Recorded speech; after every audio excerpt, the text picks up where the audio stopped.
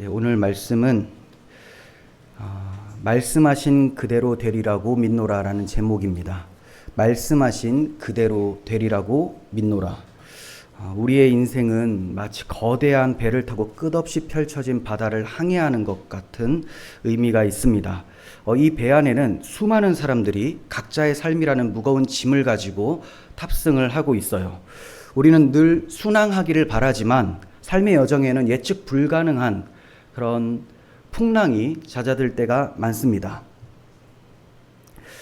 육체의 질병, 경제적인 어려움, 관계의 단절 혹은 미래에 대한 불안감과 같은 인생의 폭풍 속에서 우리는 과연 무엇을 의지해야 하는지, 누구를 의지해야 하는지 생각해 봐야 합니다.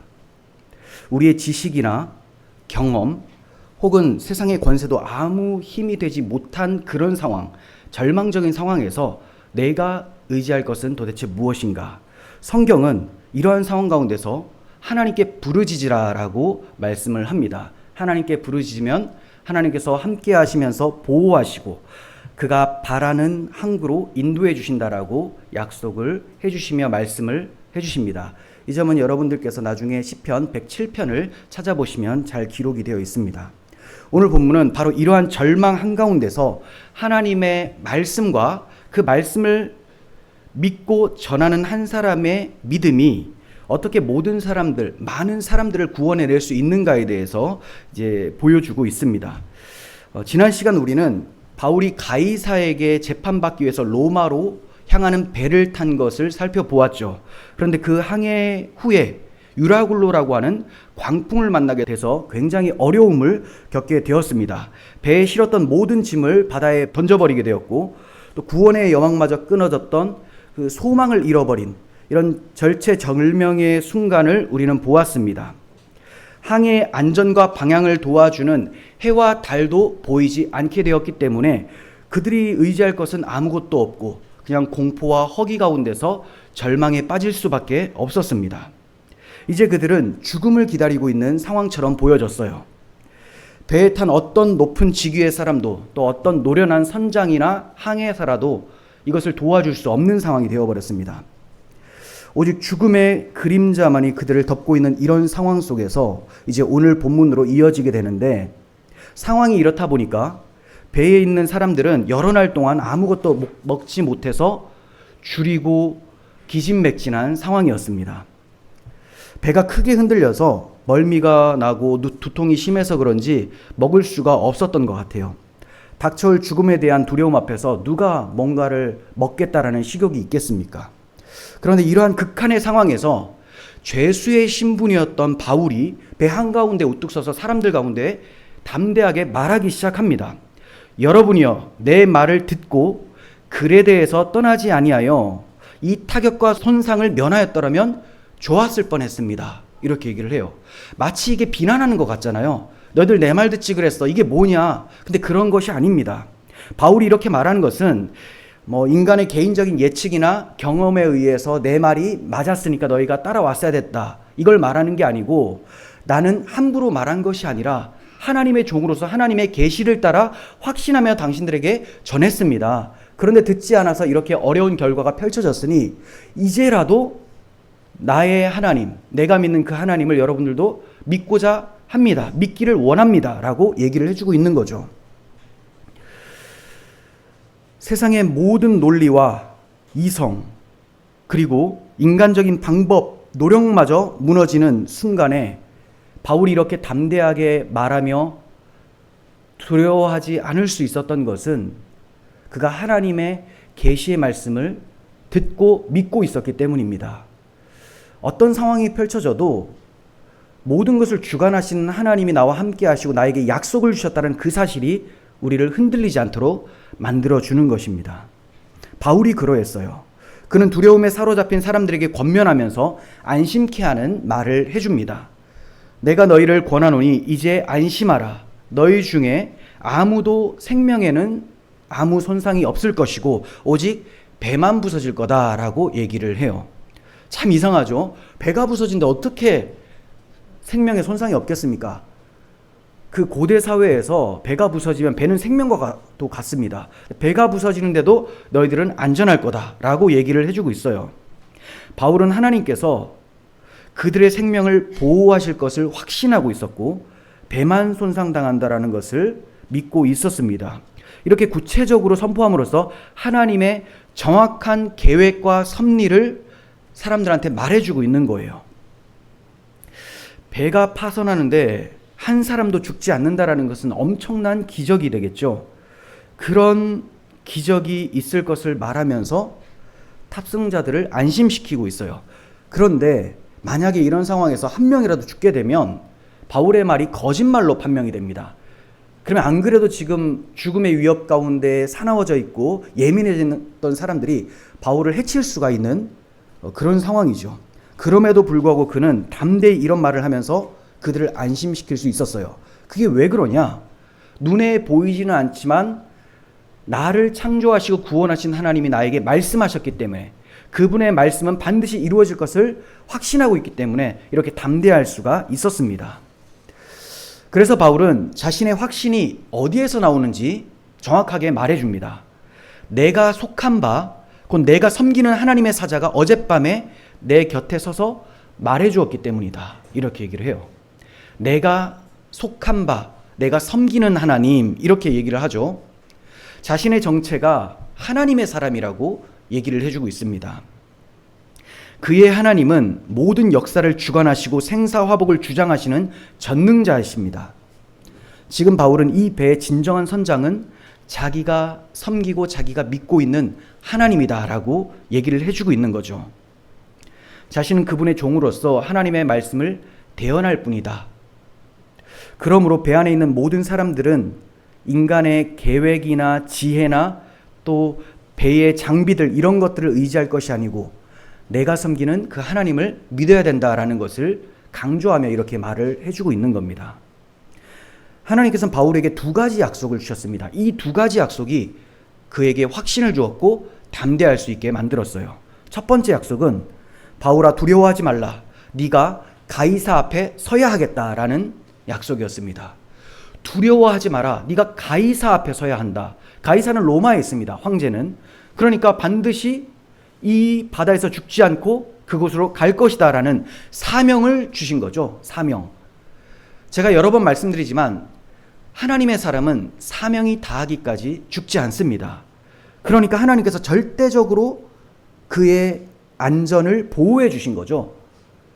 사명을 받은 사람은 그 사명이 이루어지기까지 두려워할 필요가 없어요. 하나님께서 사명을 주시고 사명을 마치도록 그를 보호하지 않는다면 하나님의 계획이 무산이 되기 때문에 그에게 주신 사명을 끝까지 이루도록 보호해 주십니다. 바울은 복음 전파를 위해서 로마까지 가야 할 사명이 있었고 이 사명이 완수되기 전에는 어떠한 위험도 그를 해칠 수가 없었어요. 하나님이 그를 이방인의 사도로 부르신 최종 목적이 가이사 앞에 서게 해서 로마의 복음이 들어가도록 하는 거였습니다. 우리는 이것을 통해서 하나님께서 택하신 자들을 어떻게 보호하시고 사용하시는지를 알게 됩니다. 둘째, 하나님께서 너와 함께 항해하는 자를 다 너에게 주셨다라는 거예요. 너만 살려줄 것이 아니고 네가 사명을 이루기 위해서 내가 살려줄 건데, 보호해 줄 건데 너하고 함께 탑승된 사람들 모두 내가 보호해 줄 거다. 이렇게 말씀을 해주셨어요. 이 말씀은 바울 한 사람을 통해서 배에 탄 모든 사람들이, 심지어 믿음이 없는 이방인들까지 하나님께서 보호하시고 구원해 내시겠다라는 것을 보여주고 있는 겁니다. 하나님께서는 한 사람의 믿음과 순종을 통해서 공동체 전체를 구원하시는 놀라운 주권을 보여주고 계시는 겁니다. 이것은 마치 예수 그리스도의 한 순종을 통해서 모든 사람이, 그를 믿는 모든 사람이 구원을 받는 원리와 비슷합니다. 우리는 이러한 사실을 통해서 한 영혼의 믿음이 그 가정과 그가 속한 공동체, 더 나아가서 사회 전체에 얼마나 큰 영향력을 미치는지를 보게 됩니다. 때로는 우리가 알지 못하는 사이에 누군가가 기도를 해주었기 때문에, 누군가의 믿음을 통해서 우리 공동체가 하나님 앞에 붙들려 있다라는 사실을 기억해야 됩니다. 그러한 자가 우리 모두가 되었으면 좋겠습니다. 바울은 하나님께 받은 이 약속을 근거로 담대히 선언을 합니다. 25절에서 그러므로 여러분이여 안심하라. 나는 내게 말씀하신 그대로 되리라고 하나님을 믿노라. 자, 내가 하나님께 이러한 사명과 보장을 받았기 때문에 여러분 안심하셔도 됩니다. 나는 내게 말씀하신 그 하나님의 말씀대로 될 것을 믿고 있습니다. 바울은 하나님이 주신 분명한 약속을 붙들고 두려움 속에서도 담대할 수 있었습니다. 신실하신 하나님의 약속을 믿는 믿음이야말로 절망의 바다 속에서도 담대할 수 있는 능력이 됩니다. 그것이야말로 우리를 안전하게 만들어주는 닻이 되고 구원의 항해를 가능하게 하는 나침반이 되어줍니다. 히브리서 6장 17절을 보시면 하나님은 약속을 기업으로 받는 자들에게 그 뜻이 변하지 아니함을 충분히 나타내시려고 그 일을 맹세로 보증하셨다라고 해요. 즉 약속을 기업으로 받는 사람들은 그리스도인들을 얘기를 합니다.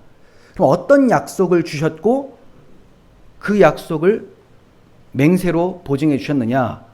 우리가 장차 하나님 나라에 들어가서 구원이 완성될 것을 하나님이 약속을 해주시고 맹세로 보증까지 해주셨다는 거죠. 그러니까 우리의 구원은 확실하다라는 것을 지금 히브리서 기자가 얘기를 해주고 있는 거예요. 18절 이는 하나님이 거짓말하실 수 없는 이 두 가지 변하지 못할 사실로 말미암아. 하나님이 거짓말 못한다라는 것을 무엇으로 말씀해 주셨느냐? 약속하시고 맹세로 보증한 이 두 가지, 약속과 맹세입니다.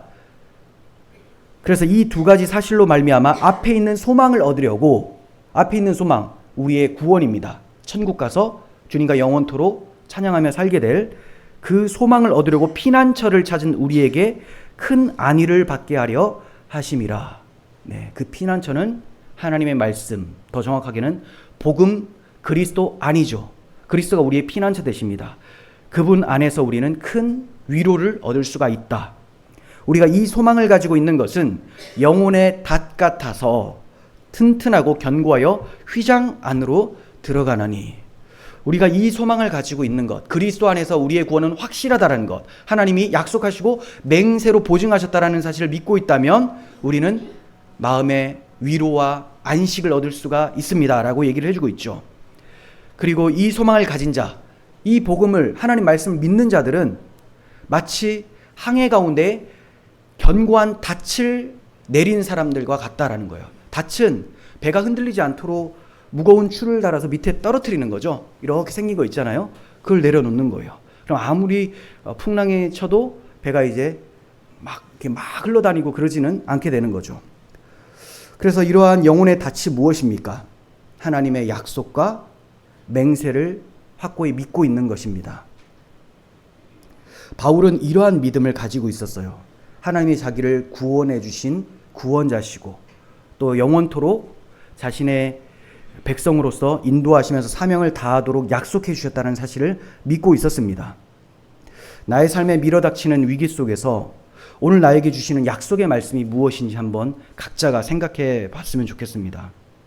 바울에게는 내가 너를 가이사 앞으로 보내겠다. 너와 함께한 사람들은 다 구조될 것이다 라고 말씀해 주셨던 그런 약속이 있었습니다. 우리 각자에게도 하나님이 오늘 나에게 주시는 약속의 말씀이 있을 거예요. 나에게 어떠한 사명을 주셨고 어떤 약속으로 보장하고 계시는지 그 약속을 붙드는 것이 절망의 상황에서 우리가 붙드는 유일한 소망입니다. 유라굴로 광풍에 떠밀려서 지중해 아드리아 바다에 표류한 지 이제 14일째 되던 날 한밤중이었습니다. 선원들은 배가 어느 육지에 가까이 다가간 것을 짐작했습니다. 자, 아드리아 바다에서 표류한 지 14일째 되었다고 말씀을 드렸는데 이 아드리아 바다는 오늘날 지도에서 아드리아 해를 찾으면 그게 아니에요. 네. 지금 지도를 한번 보시면 참고로 말씀을 드립니다. 자, 아드리아 바다라고 제가 써놓은 데가 있죠. 이게 지금 성경에 나오는 아드리아 바다고요. 위쪽에 X라고 되어 있는데 여기 이탈리아하고 크로아티아 사이에 작은 바다입니다. 여기는 지금 아드리아 해로 되어 있는데 여기를 말한 것은 아니고 그 남쪽으로 내려와서 이 지중해 중심을 얘기를 합니다. 이쪽에 표류하고 있었어요. 14일 정도 지났습니다. 자, 그런데 어느샌가 육지에 가까이 다가간 것이 느껴진 거예요. 그래서 이제 깊이를 재보기 시작합니다. 깊이를 재보니까 20길 정도 나왔고 좀 더 가서 다시 재보니 15길 정도가 나왔습니다. 자, 어떻게 이 깜깜한 밤에 육지가 가까워졌다는 것을 느낄 수 있었을까요? 아마도 선원들은 많은 노련함이 있었기 때문에 파도가 바위나 이런 육지에 부딪히는 파도 깨지는 소리를 듣고 어느 정도 거리에 있다라고 짐작을 했을 것으로 보여집니다. 그리고 이제 수심을 재기 위해서 길이가 표시가 되어 있는 줄에 무거운 줄을 달아서 밑으로 내립니다. 그러면 어느 정도 딱 들어가면 이게 지금 몇 미터 정도 되겠구나 라고 잰 거죠. 그렇게 재서 처음 나온 것이 36미터 정도였어요. 그럼 빠지면 안 되겠죠? 너무 깊어요 아직. 그리고 조금 더 지나가 보니까 다시 쟀더니 27미터가 나왔습니다. 조금 지났는데 한 9미터 정도가 확 줄어버렸습니다. 그러니까 이제 수심이 빠른 속도로 변하고 있구나, 줄어들고 있구나를 느낀 거죠. 자, 그래서 이대로 똑같은 속도로 계속 가면 어떻게 됩니까? 암초에 걸리거나 배가 모래톱에 걸릴 수가 있겠죠. 그러니까 이제 닻을 내려야 되겠다라고 생각을 한 겁니다. 자, 그래서 배 고물에서 4개의 닻을 내립니다. 배 고물이 어디냐? 앞에는 이물이고요. 뒤끝이 고물이에요. 여기에 닻을 4개나 내렸어요. 그리고 날이 밝기를 기다렸습니다. 이제 배는 천천히 이동을 하겠죠. 닻을 내렸으니까. 브레이크 장치처럼 이제 내린 상태에서 자신들이 가고자 하는 곳을 볼 수 있도록 날이 밝기를 고대하며 기다립니다. 바울은 하나님께서 말씀하신 그대로 될 거라고 말을 했습니다. 그러나 사람들은 자신들이 할 수 있는 것은 최선을 다해 했어요. 고물에서 닻을 내리면서 속도를 제어해야 되겠다고 생각하며 열심히 할 일을 했습니다. 분명 바울도 동의하고 동참했을 거예요. 우리는 잘못 생각하는 것이 많습니다. 바울에게 하나님께서 너 반드시 가이사 앞에 설 거야, 너희가 다 구조될 거야 라고 말씀하셨다면 아무것도 안 해도 구조되는 거 아닌가? 이렇게 생각하는 사람들이 있을 수 있죠. 근데 그것은 잘못됐다라는 거죠. 사람들이 열심히 자기 일을 하면서 닻을 내렸을 때 바울도 충분히 동참을 했을 것이 분명합니다. 자, 그렇다면 우리가 여기서 무엇을 교훈받아야 됩니까? 하나님을 신뢰하지 않으면서 자신의 지혜나 기술만을 의지해서는 안 되죠. 하나님을 신뢰하지 않으면서 나는 기술이 있고 나는 이 장비가 있으니 이것이 나를 구원할 것이다. 그건 잘못된 거예요. 근데 반대로 이러한 모든 것들을 하나님께서 다 해결해 주실 것이니까 나는 아무것도 하지 않아도 하나님의 주권으로 구원받을 것이다. 이렇게 생각하는 것. 이거는 운명주의로서 굉장히 염세적인 삶을 살게 만드는 거예요. 내가 할 게 아무것도 없기 때문에 어차피 하나님이 다 하실 건데 노력이라는 게 없습니다. 그런데 예정론은 우리의 의지를 사용해서 하나님의 뜻을 이루도록 하나님께서 주권적으로 역사하시는 거죠.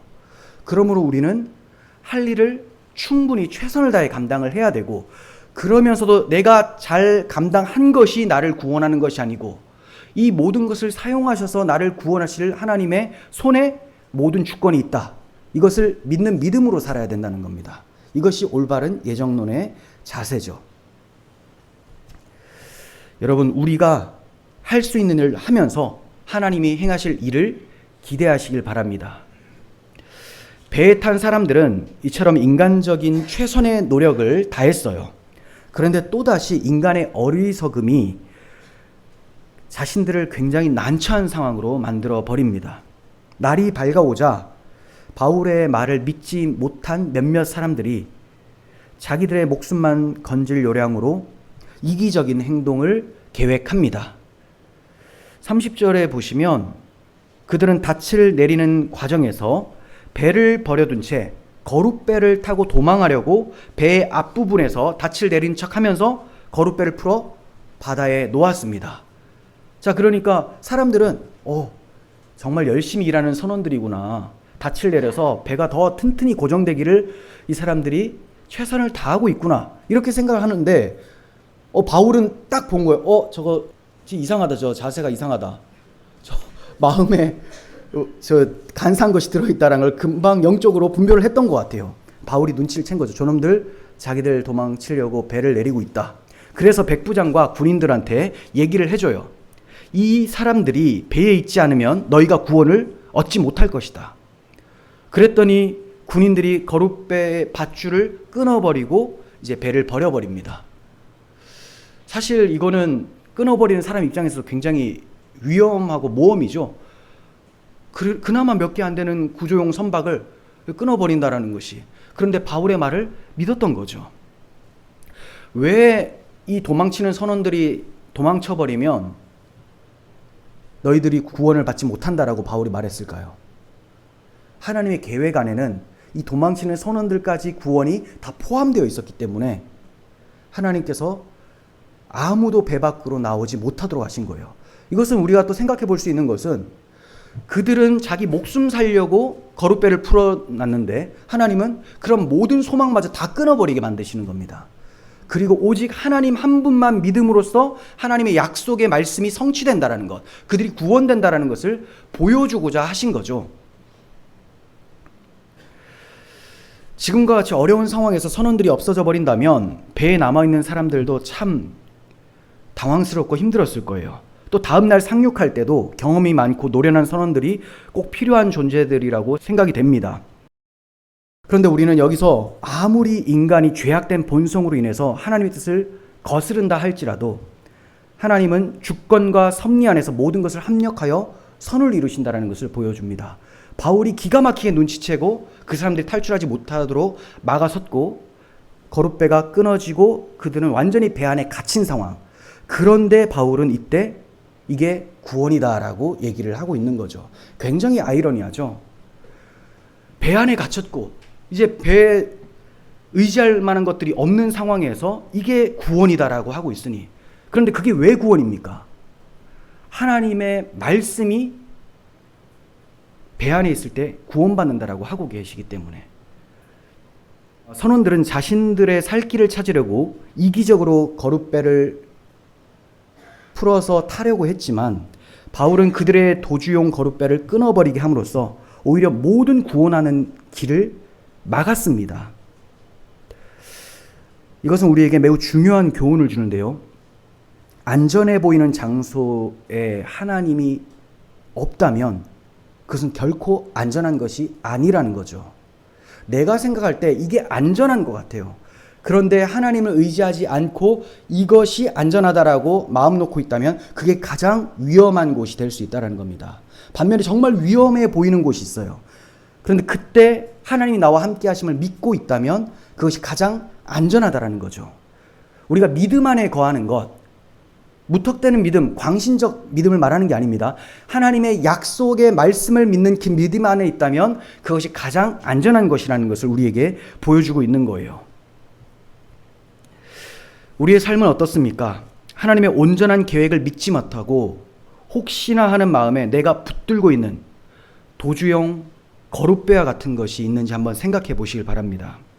사람마다 다 다를 거예요. 인정받아서 높아진 나의 지위가 도주용 거룻배일 수가 있고요. 또 어떤 사람은 나를 보호한다고 착각하는 재물이 거룻배일 수가 있습니다. 또 어떤 사람에게는 오랫동안 다녔던 안정적인 직장일 수가 있고, 또 어떤 사람은 그냥 보호 본능, 자기 보호 본능 자체가 거룻배일 수가 있습니다. 여러분의 삶에서 진정으로 끊어야 될 거룻배가 무엇인지 한번 생각해 보시길 바랍니다. 그것을 끊어버릴 때에 하나님이 구원을 위해 일을 하신다. 여러분 삶 속에 역사하신다라고 보시면 되겠습니다. 사공들이 도망하려던 소동이 잠잠해지자 바울은 14일 동안 굶주린 사람들에게 음식을 먹으라고 권합니다. 그러면서 이렇게 얘기를 해요. 이것이 너희를 구원하는 것이고 너희 중에 머리카락 하나도 잃어버릴 자가 없다라고 얘기를 해줘요. 자, 이거 먹는 것이 너희를 구원하는 것이고 너희는 머리카락 하나도 상하지 않을 거야. 하나님이 철저히 지켜주신다라는 거죠. 그러니까 일단 먹으라는 겁니다. 먹어서 힘을 내라는 거예요.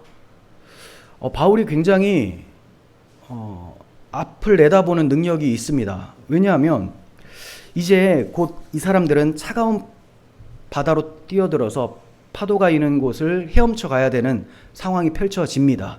그때 이들이 아무것도 먹지 못한 상황이라면 뭐 수영을 할 수 있겠어요? 바로 빠지겠죠. 일단 먹어둬라. 그것이 너희를 구원하는 길이고 하나님께서는 그렇게 함으로써 너희가 아무도 죽지 않고 보호해 주실 것이다. 네. 그러니까 이것 또한 하나님이 뭐 운명주의처럼 말씀하시는 분이 아니라는 걸 알려주는 거죠.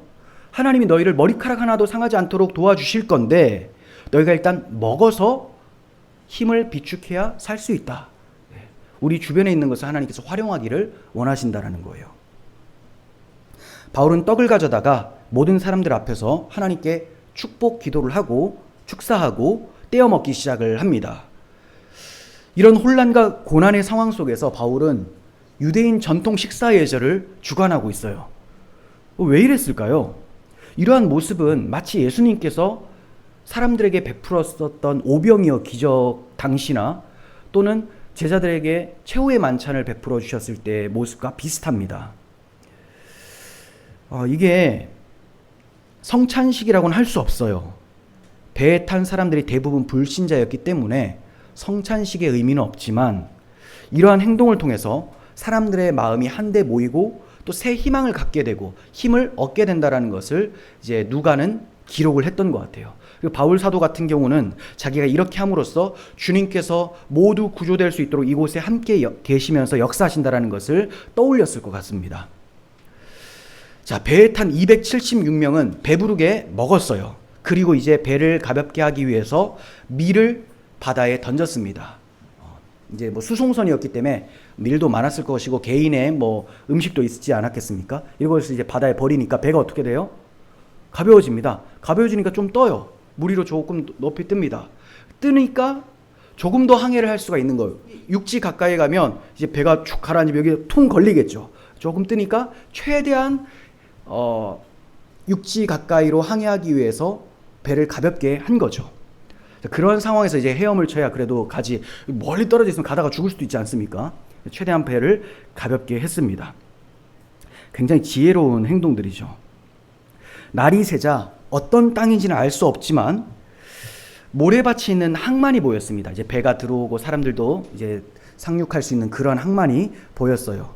그들은 어떻게 해서든지 배를 거기로 몰아서 해변에 대기로 했습니다. 최대한 가까이 간 거죠. 자, 그럼 이 항만이 어디냐? 아까 지도를 또 보여주시면, 자, 왼쪽 하단에 멜리데라고 되어 있죠. 이게 몰타 섬입니다. 몰타, 유럽 유명한 휴양지로 되어 있죠. 자, 이 몰타 섬의 북동쪽 해안이 바로 오늘날 성 바울만이라고 알려진 곳이에요. 자, 여기에 이제 가까이 가게 된 거죠. 그리고 나중에 여기에서 내려가지고 이제 그곳에서 조금 지내게 되는 겁니다. 자, 선원들은 닻을 끊어버리고 이제 바다에 버렸습니다. 이게 더 이상 닻이 있으면 앞으로 나갈 수가 없으니까 끊었습니다. 그리고 키를 묶었던 밧줄도 좀 풀어서 늦췄어요.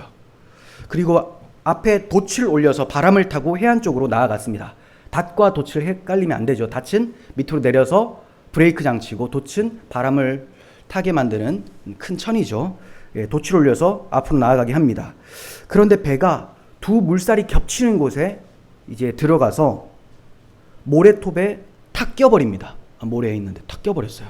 그러니까 앞이 확 껴버리니까 뒤에는 이제 막 움직이는데 파도가 막 치니까 파도가 얼마나 셌는지 뒤에가 다 깨어지기 시작합니다. 자, 이제 버틸 수 없는 상황이 되자 군인들은 혹시 제수들이 수영을 해서 도망치면 큰일 난다 싶어서 아예 이들을 죽이자라고 계획을 세웁니다. 로마 군인들은 자신들이 감독하던 죄수들을 보호하고 또 끝까지 압송해야 하는 그런 임무가 있었습니다. 만약 한 명이라도 실종이 되면 그 맡은 군인은 자기 목숨으로 대신해야 되는 그런 법이 있었어요. 그러니까 죄수 한 명이라도 탈출할 경우 자신들의 목숨으로 그 대가를 지불해야 되기 때문에 아예 그냥 죽여버리자 이렇게 생각을 했습니다. 그러니까 이제 바울도 죄수이기 때문에 죽어야 될 굉장히 위험한 상황이 되었죠. 그런데 이때도 하나님께서 자기 백성, 자기 사신을 보호해 주시는 손길이 나타납니다. 백부장 율리오가 바울한테 참 마음이 좋았었죠. 이번에도 바울을 살리고 싶어서 군인들을 적극적으로 말립니다. 이 모든 상황에서 하나님께서 말씀하신 대로 지금 이루어지고 가고 있는 것을 보고 있어요.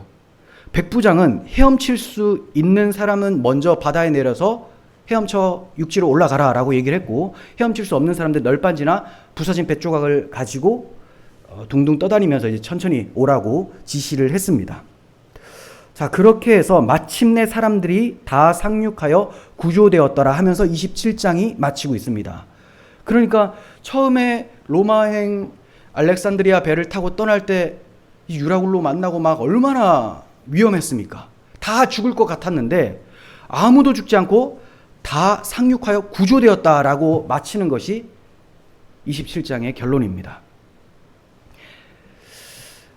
다 구원받게 될 거라는 바울의 예언이 그대로 성취된 거죠. 인간의 계획과 방법이 모두 실패했을 때 오직 하나님을 믿는 한 사람의 믿음과 순종이 놀라운 구원의 역사를 이루게 했습니다. 이런 일련의 사건들 덕분에 바울은 인정을 받게 돼요. 야, 이 사람 정말 하나님의 사람이고 정말 능력의 종이구나. 사람들이 이렇게 생각을 하자 로마에 내려서도 다른 사람과 달리 그가 사역을 할 수 있도록 적극적으로 지원을 해주게 됩니다. 더욱이 헬라인과 로마인들은 대체로 항해 중에 심한 재난을 만나면 강력한 바다의 신들이 죄인들을 살려두지 않는다고 믿었어요. 그런데 이런 상황에서 죄인이 아무도 죽지 않고 그 죄인 중에 한 사람이 예언한 대로 성취가 됐으니 그들 입장에서 바울은 죄가 없는 사람인 거예요. 그러니까 바울에 대한 어떤 좀 경외심? 원래 하나님에 대한 이 경외심이 있어야 되는데 불신자들이니까 충분히 이런 마음을 가질 수가 있었겠죠. 바울이 로마로 가는 여정은 매우 힘들었습니다. 그런데 이러한 기나긴 여정, 매우 힘든 여정, 이 여정을 통해서 우리가 배울 수 있게 되는 것은 우리 인생의 기나긴 여정을 성공적으로 살아갈 수 있도록 돕는 4가지 지혜를 성경은 보여주고 있다는 겁니다. 첫 번째는 하나님이 우리와 함께 하신다라는 하나님의 임재입니다. 하나님이 함께 하신다. 우리가 어느 곳으로 가든지 무엇을 하든지 누구를 만나든지 어떤 상황에 처해 있어도 하나님 우리와 함께 하십니다. 그냥 옆에만 계시는 것이 아니고 우리 속에 계시다고 성경은 말씀하고 있어요. 가장 어둡고 암담한 시기에도 하나님이 함께 하시다면 우리는 소망을 가질 수가 있습니다. 유명한 말씀인데 이사야 43장 1절에서 2절 한번 찾아볼까요? 이사야 43장 1절 시작. 야곱아 너를 창조하신 여호와께서 지금 말씀하시느니라. 이스라엘아 너를 지으신 이가 말씀하시느니라. 너는 두려워하지 말라. 내가 너를 구속하였고 내가 너를 지명하여 불렀나니 너는 내 것이라. 내가 물 가운데로 지날 때에 내가 너와 함께할 것이라. 강을 건널 때에 물이 너를 침몰하지 못할 것이며 내가 불 가운데로 지날 때 타지도 아니할 것이요 불꽃이 너를 사르지도 못하리니. 네, 하나님께서 이렇게 약속해 주셨습니다. 야곱아 이스라엘아. 근데 야곱 이스라엘은 우리를 가리켜서 말씀하는 거죠. 그래서 여러분들이 각자 자기의 이름을 넣어서 나중에 읽어보시면서 묵상해 보시길 바랍니다. 물을 지날 때도, 강물을 지날 때도, 불 가운데 지날 때도, 정말 역사 속에서도 다니엘과 세 친구는 풀물에 던져졌는데 죽지 않았던 것은 그들이 셋이 던져졌지만 옆에 한 사람이 더 보였죠. 하나님이 함께 계셨던 겁니다.